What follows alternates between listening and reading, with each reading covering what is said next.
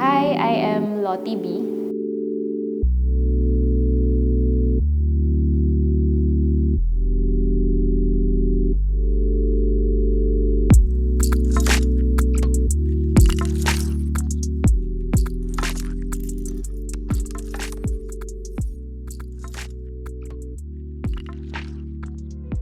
Wala, never. Then, syempre ang dami. Bata pa lang ako, you would feel that, na alam mong bilang batang babae, certain experiences na we can't even talk about publicly. Tapos nung naging estudyante ako, harassment, ganon.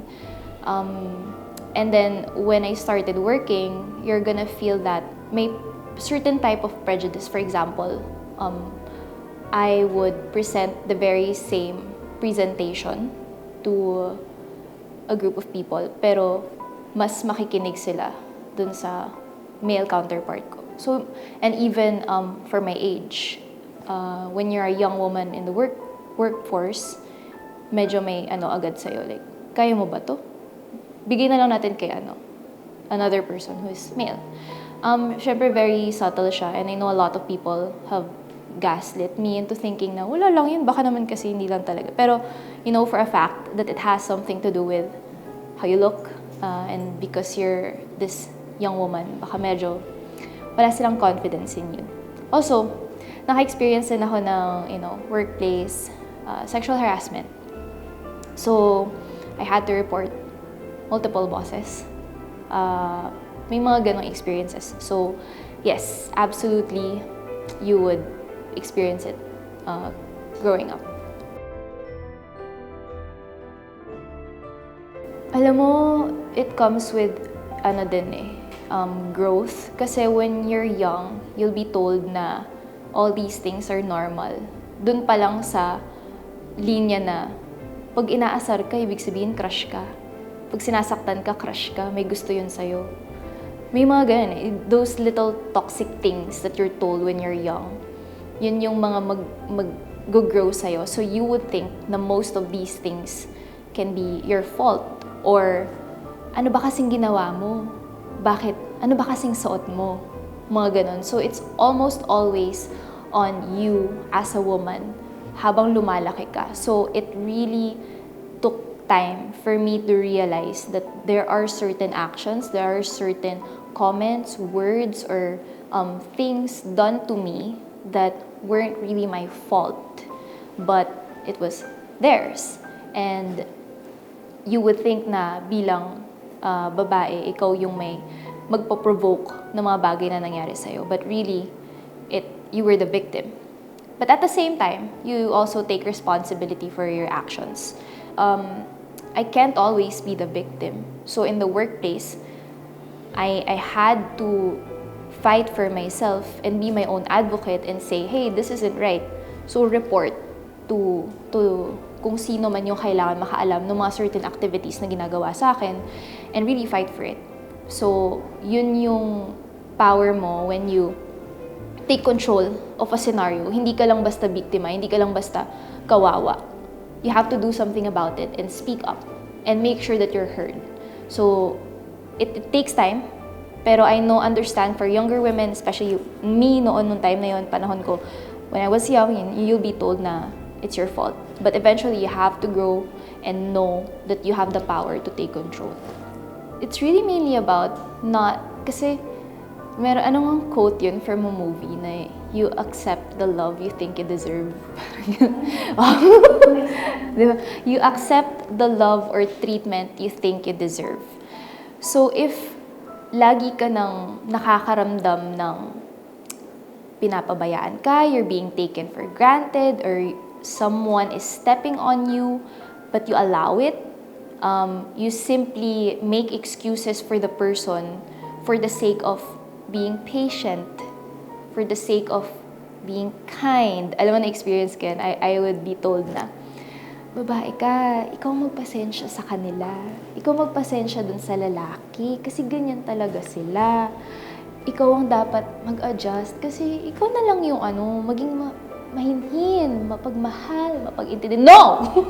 No! Never. I'm not gonna tolerate any treatment sa akin na at ako ang magte-take nun just because ako dapat yung maging pasensyosa. No, I grew up an only child. So I assert myself. No one else is gonna fight for you.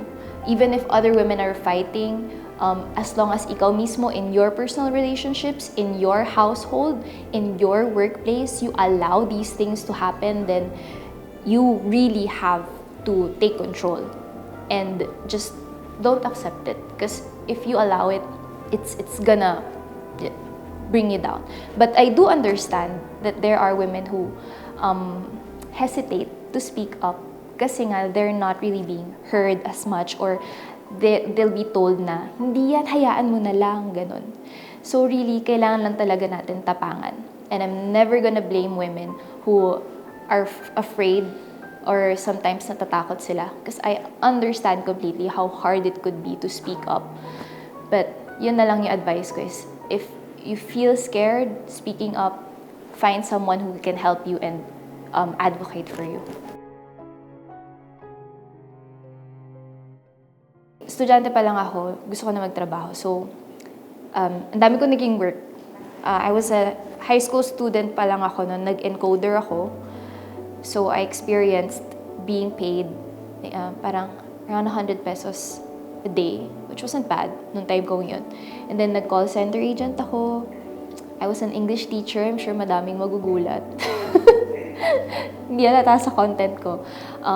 I became a writer, and then parang PA, assistant director trainee, editor, producer, and then director full-time, which I still do now, and then content creation. So ever since, I really tried to ikutin yung field na gusto ko talagang pasukan. Hindi lang basta kung anong ginagawa ko now, but from bottom up to everywhere, pinasok ko talaga lahat. So yun, doon po tayo napunta sa content creation. The digital space can be a double-edged sword. It can make you or break you. Pag hindi kaya ng damdamin mo yung sakit ng mga words that people can throw on you online, because it's just so easy online, digital space, to just throw words. You can use it as a tool to empower, or some people use it as, a way to break other people and bring other people down. So it's very, very different. Hindi ko lang pwedeng sabihin na it's all positive and madali lang siyang gamitin.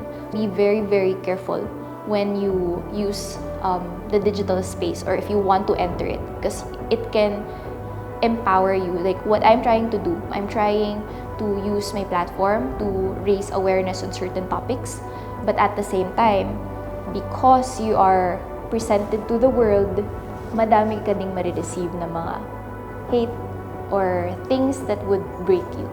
So, yun. Always remember that the digital space is a double-edged sword. Use it how you will. Use it how you will. You know what? The Gen Zs, they're already very wise. So, I don't think I'm in the position to give them advice. I've met and worked with a lot of Gen Z na talagang they already know their worth. They already have that parang power in them. But I guess further lang into, as we get older, grow older, mapapalitan na parang the younger generation will look up to them na rin. Kasi ang bilis ng panahon parang nung pandemic lang, the Gen Zs were these young individuals. Parang ngayon, sila na yung nasa workspace, diba? So I guess you just have to continue with this power that you have in you to truly always fight for yourself. But at the same time, you don't always have to fight. Not everything has to be a battle. Not everything has to be a battleground. It makes me an empowered woman. I think the fact that I am still here, yun lang eh. Sometimes you just have to celebrate the fact that you are still here. Celebrate the fact that you are still fighting, you're still winning little things. There are wins in your daily life. And simply sticking around already makes me empowered, because this world can be very, very hard to live in, especially nowadays. It's very difficult. Ang dami mong mapagdadaanan. It's either health problems, social problems, family problems. Then, nandyan na yung, climate change and all that thing. In this panahon, just the fact that you're still here as a woman, still standing, you're already empowered.